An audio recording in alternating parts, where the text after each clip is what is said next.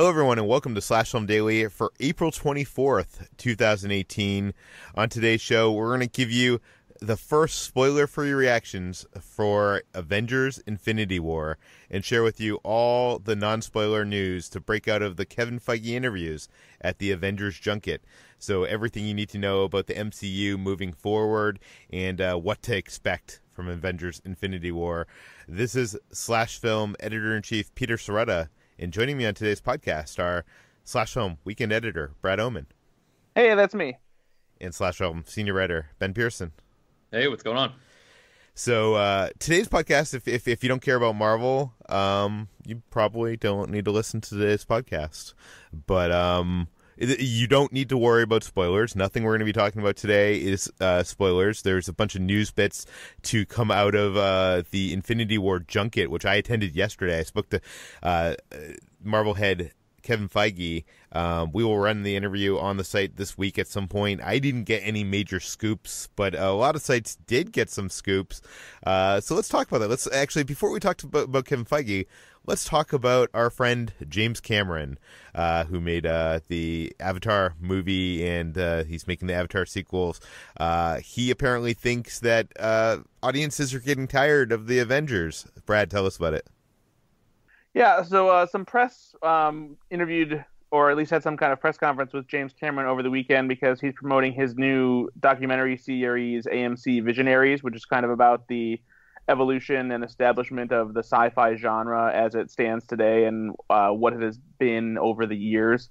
And while he was talking about the show, conversation eventually turned to the Avatar sequels, which kind of turned to, the state of blockbusters in general. And at some point he got on the subject of Avengers, and he gave, a very short, I guess, reaction, what you could say, to the success of the Avengers movies, but also said a lot within it. I'll just say what his exact quote. He says, "I'm hoping we're going to start getting Avenger fatigue. Not that I don't love the movies. It's just, come on, guys. There are other stories to tell besides, hypogonadal males without families doing death-defying things for 2 hours and wrecking cities in the process." There's a lot to unpack in that sentence because, first of all, the fact that he calls all of the Avengers hypogonadal males, meaning that they're sexually deficient or lacking sufficient male hormones, is positively ludicrous. It's not as if all of the male characters in these superhero movies are avoiding any contact with females or don't have love interests or don't even have lust or things like that. I mean, it seems like James Cameron has no idea who Tony Stark and Star-Lord are, who are, positively desperate to hook up with women at different times in their lives. And, even the other male characters, they all have love interests. Steve Rogers has Peggy Carter, and Bruce Banner had Betty Ross, and then switched over to, Natasha Romanoff for a bit. Thor had Jane Foster.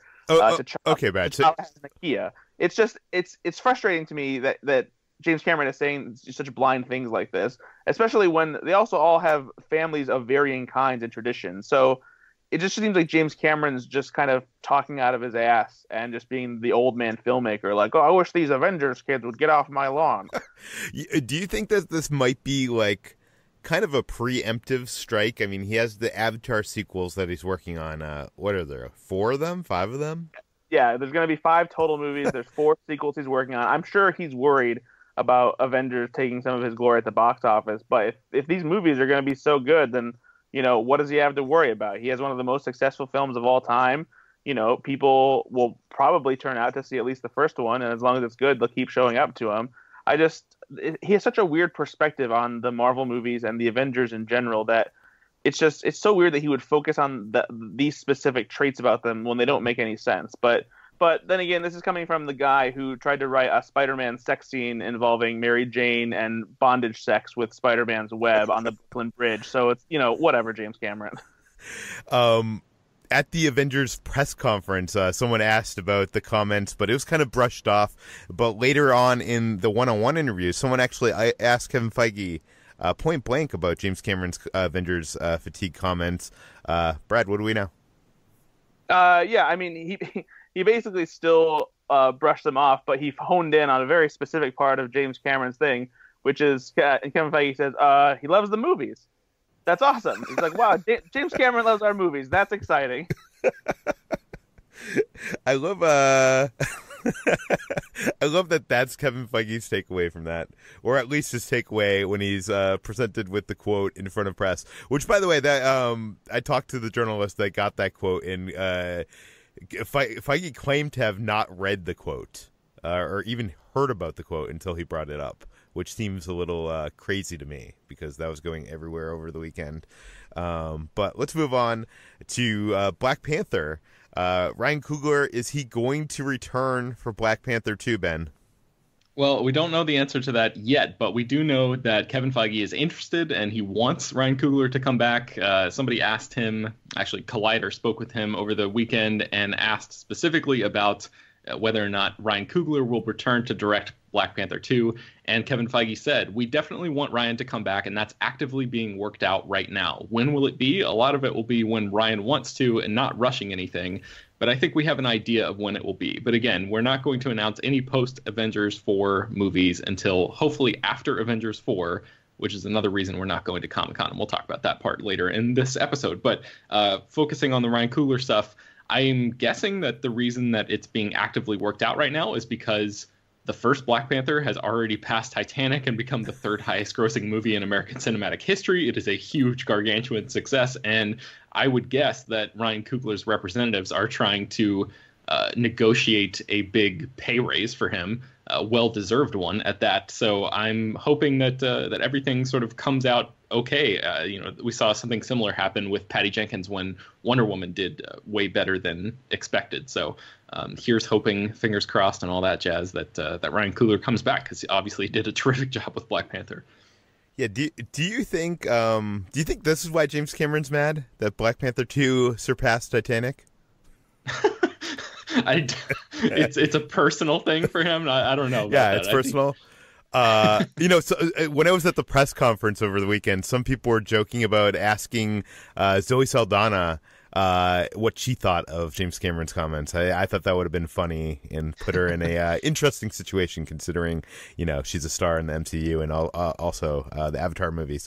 But let's move on to Avengers 4. Which we know nothing about really right now. We don't know of a title.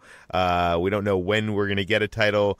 But, people are already asking about how long the movie is going to be. Brad, is it going to be longer than Infinity War? So our friends at Collider decided to ask Anthony and Joe Russo if they thought that Avengers 4 could end up being being longer than Infinity War. And the initial answer was that, yes, it will probably be longer than Infinity War.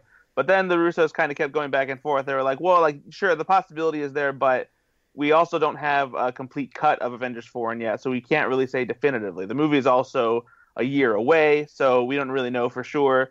And so it's just, they had just a really funny rapport back and forth of how they kind of answered the question, but then they would backtrack on it a bit.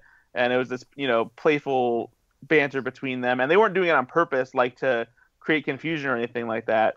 It was just, that's just kind of their how they operate together, which is probably why they're such a good directing duo. They just feed off of each other, and one plays good cop, the other one plays bad cop, I guess. So it's like I said, unclear as to whether or not it could be.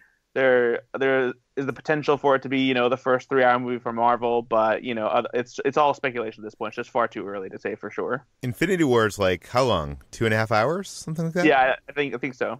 Yeah, so that would be crazy if it's 3 hours or, over 2.5 hours. There's less showtimes in the day, and Disney will make less money, theoretically, off that. But, movies like Titanic are 3 hours long, so I don't know. Let's move on to Marvel Studios is confirming they're developing an Eternals movie. We talked about this a couple weeks back, but they have now finally confirmed it. Ben, what do we know? Yes. So in an interview with The Wrap, Kevin Feige said, Eternals is one of many, many, many things that we are actively beginning to have creative discussions about to see if we believe in them enough to put them on a slate.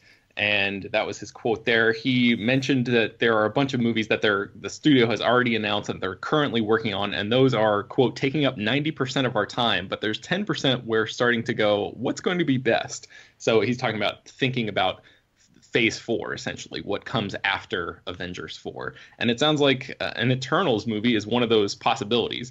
You can read this article at slashfilm.com. We'll link to it in the show notes. He also mentions Moon Knight. So if you guys know anything about that character, you can read about his comments there. But in terms of Eternals, we talked about that not too long ago, and they basically are, I guess, to sum it up as briefly as possible, in comic book history, the Celestials, the characters that we've seen already in the Marvel Cinematic Universe, visited the Earth, I think it was 5 million years ago, and performed these genetic experiments on early forms of human life, and essentially created 2 new races out of those genetic experiments, one of which is the Eternals, which are these sort of essentially immortal beings who have superhuman strength, and they can fly and teleport and shoot blasts of heat and energy from their hands. They have mind control powers.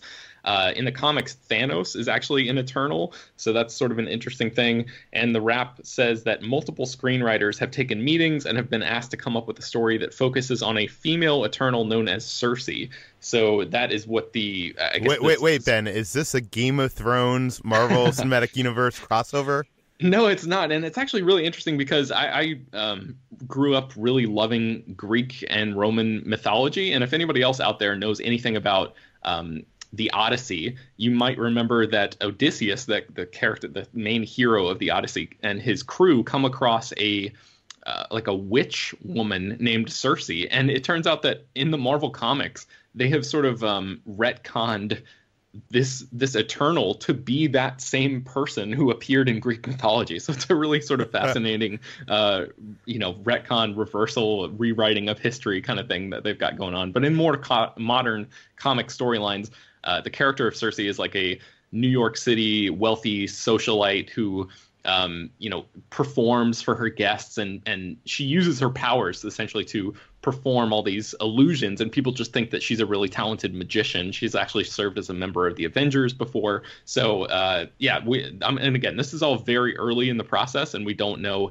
exactly when this would be potentially dropped on the slate, but it's interesting that Kevin Feige is talking about an Eternals movie is definitely something that they're working on in some form, especially since, as we mentioned last time, Ava DuVernay is directing a New Gods movie across the town, I guess, over at DC Films. And that's essentially a similar concept about, huge godlike cosmic figures. They were both created by Jack Kirby back in the 70s. Yeah, and Brad, you mentioned Spider-Man early on. One of the things I loved about Spider-Man Homecoming was, that was so grounded. It was set kind of in high school. They had a school trip to Washington, D.C. They had that brief opening in Germany at the airport for Civil War. But for the most part, it was kind of this grounded tale. I guess we've learned that the sequel is going to bring us around the world. Yeah, so our old buddy Jermaine Lucier at IO9 talked to Kevin Feige a little bit over the weekend. And we've known that the Spider-Man Homecoming sequel was going to be shooting in London, but we didn't necessarily know if there was any other motivation behind that besides just working at the studios over there, because they've been shooting predominantly in Atlanta, most of the Marvel movies, with the exception of Thor Ragnarok and some other smaller location shoots. And the reason they're actually shooting in London this time instead of Atlanta is because they're actually going to be spending time in other parts of the globe. He didn't get specific with where they would be heading as far as international locations are concerned. One would assume that since they are shooting in London, that London might be one of them. But it could also easily be France. It could, go maybe back to Germany. There's plenty of European locations that would be cool for Spider-Man to visit. The France location is an intriguing one because there have been rumblings that there are auditions of French actresses trying out for the role of Gwen Stacy, potentially turning the character into a student from abroad. A lot of people had assumed that maybe Gwen Stacy was going to be a foreign exchange student coming to New York, but part of me wonders if maybe Peter Parker is going to be the foreign exchange student, and that's how Spider-Man ends up doing some stuff overseas. Now, does this worry you guys at all? Because, I brought it up in my intro to this, but, one of the things I loved about Homecoming was kind of the grounded element, and I feel like bringing it worldwide could opening it up to it having to be like bigger and badder stakes. Ben, any thoughts? I mean, I think that the writers of Homecoming, who a couple of which are coming back to write this sequel, have a good enough grasp on the character of Peter Parker, and I would like to believe that they're going to, if they do take Peter overseas, they're going to, I guess, center the action around the character like they did in the first movie, and not necessarily let it get swept away in the grandeur of it all. I would like to think it's going to be a lot of sort of fish out of water comedy and things like that, where Peter is, in way over his head, but it's more small scale and character based. And some of the action, there could be like an Eiffel Tower battle scene or something like that. But I would hope that it's that like the Washington Monument scene is like one of the least good parts of that film. I mean, you're probably not wrong. I think the airplane fight at the end is probably one of its lower points. So I like the monument scene a little bit more than that. But I mean, there are definitely higher highs than that for sure. Yeah. Let's see where it goes. And speaking of that, the Marvel Cinematic Universe timeline. A lot of fans look and try to piece the timeline together of where things fit in. And when Spider-Man came out, there was something that kind of threw the timeline off. And finally, the Russo brothers have addressed this. What do we know?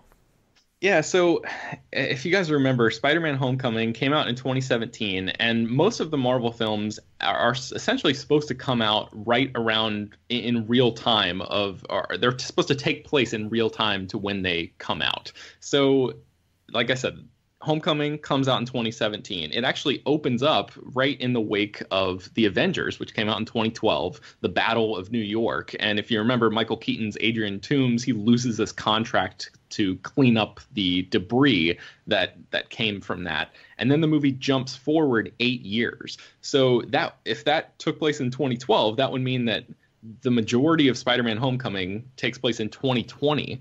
Not 2017. So that sort of threw people for a loop and had everybody reanalyzing the MCU timeline as we know it thus far. And in a new interview, Joe Russo was asked about this. Somebody was doing like a sort of a rapid fire question and answer session with him. And they said, how many years was it between the events of the Avengers and the beginning of or essentially what happened in the majority of Homecoming? And he said, it was 8 years, I believe. And it was quite controversial. Yes, it was a very incorrect 8 years. So it seems like Marvel has just sort of brushed over this whole thing, which strikes me as so odd that they would make it so specific, because they like went out of their way to put 8 years later in the beginning of that movie. They could have just left it vague and had people guessing, but I don't know. What do you think about this, Peter?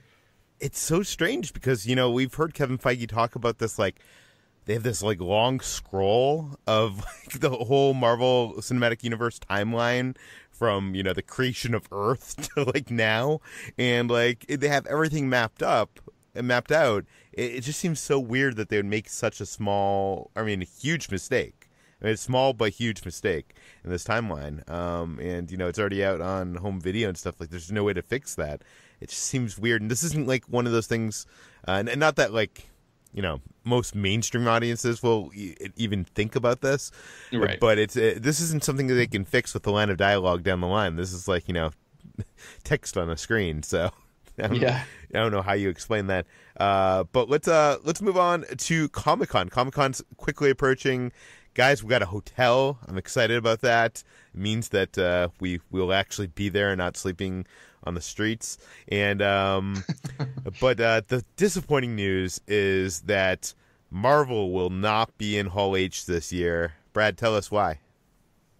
Yeah, so because of all the barrage of all the press coming out of the junket for Avengers Infinity War this weekend, Kevin Feige was asked whether Marvel would put on their big show as they've come known to do in Hall H. But it's going to be an off year for them because after Avengers Infinity War comes out, and then it'll also be on the heels of Ant-Man and the Wasp hitting theaters, they're really not prepared to have a big panel where they're ready to show off a bunch of stuff. Captain Marvel will have just finished filming, so sure, they could show off some footage from that, but when Marvel shows up to Hall H, they want to put on a big show. And they're not going to be ready to announce anything that's going to be coming after Avengers 4 yet.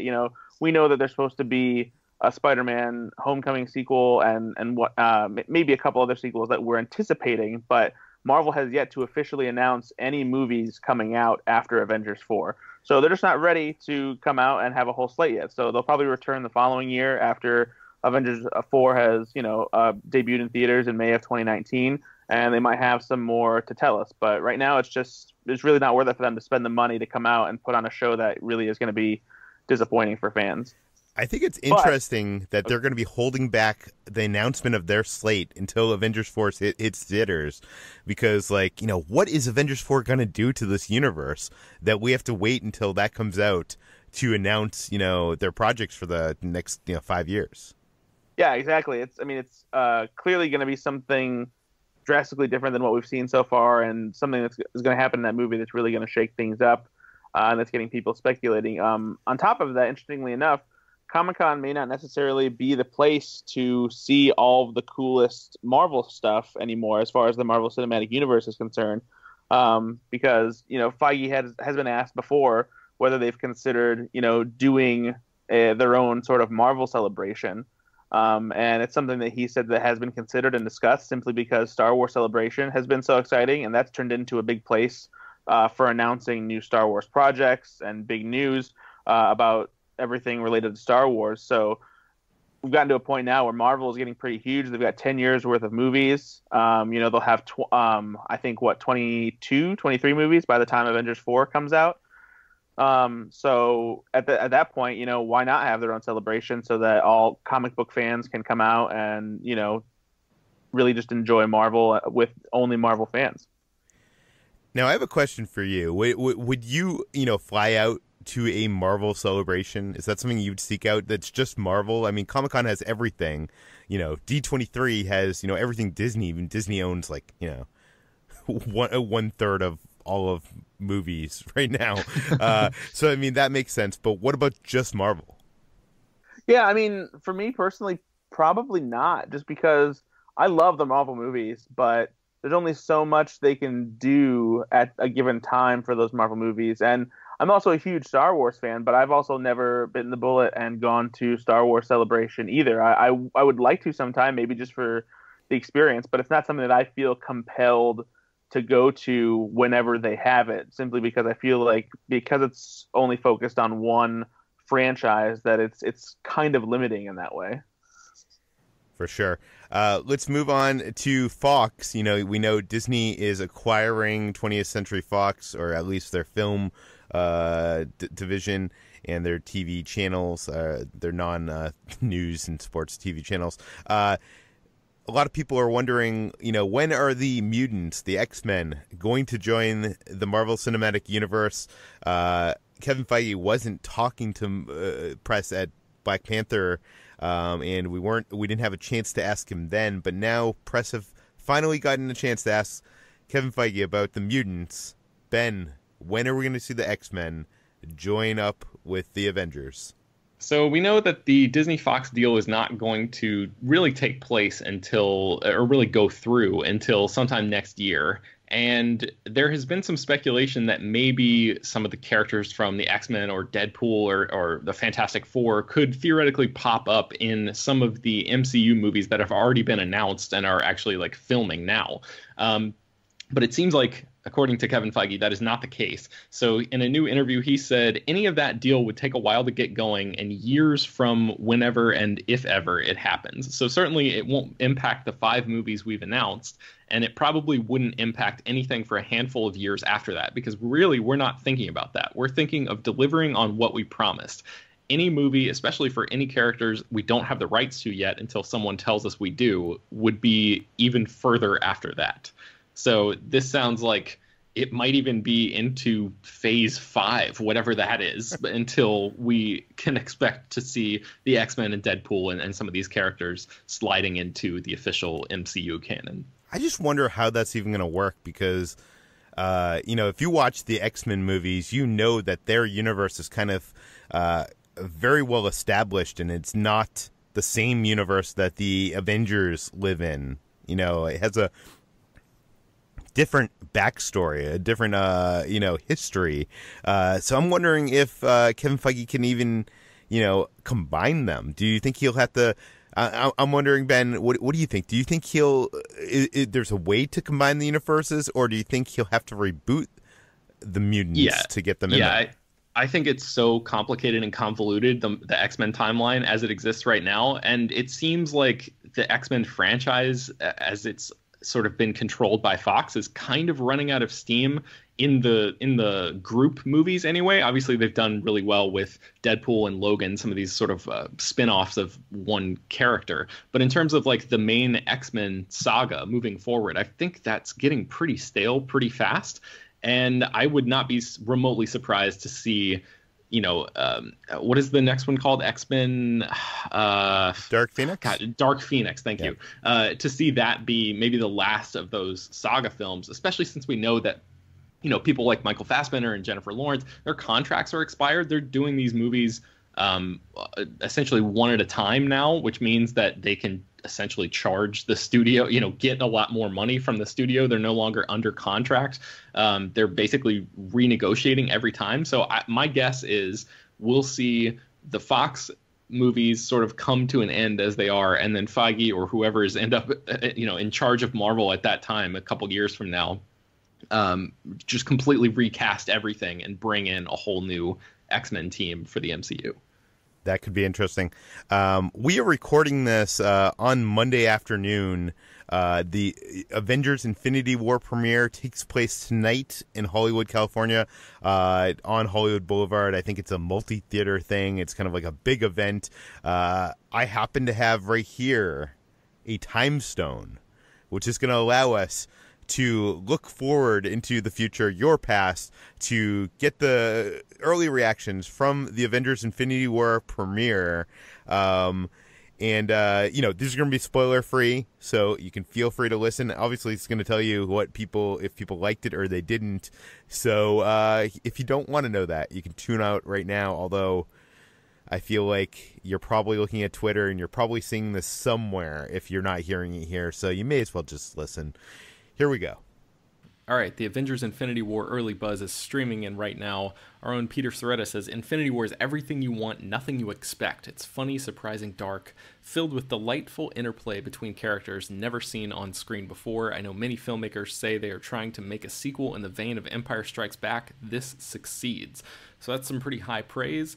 Overall, though, I feel like a lot of the reactions that we're seeing right now are more mixed than I thought they would be. Yes, there is a lot of praise for this movie, but there is also some hesitation about maybe the film being a little bit too big for its own good at times. Let's go through a couple of the more positive reactions first. Steve Weintraub at Collider says, jaw on ground, you are not ready for Avengers Infinity War. All you have to know is avoid all spoilers. Seriously, go in knowing as little as possible. The Russo brothers did the impossible. Eric Eisenberg from Cinema Blend says, holy hell, Avengers Infinity War is the real deal. I was left breathless sitting in the theater. Real consequences, stunning moments, awesome character interaction, and some big and often devastating surprises. Oh, and Thanos is terrifying and amazing. Damn. So that's, again, some pretty high praise. Angie Hahn over at Mashable says, Avengers Infinity War, despite some truly thrilling moments, it feels like less than the sum of its parts. A definite step down after that epic run of Guardians of the Galaxy Volume 2, Spidey, Thor 3, and Black Panther, but what else did I expect? Mike Ryan at Uproxx says, Avengers Infinity War has like 10 legit chill down the spine great moments, but it's for sure the first half of a 2-part movie, and I left a little unsatisfied / frustrated, maybe by design. At least that's how I feel right now, 3 hours later. Tasha Robinson says, Avengers Infinity War is basically Captain America Civil War times 20, except with less hero-on-hero fighting. I think people who loved the airport fight in Civil War like I did will go nuts for this film, and people who were bored will be 20 times as bored here. But personally, if I'd seen Infinity War for the first time at a normal screening in a normal theater, I would have walked out afterward, bought another ticket, and walked right back in for a second viewing. That's how much I was into it.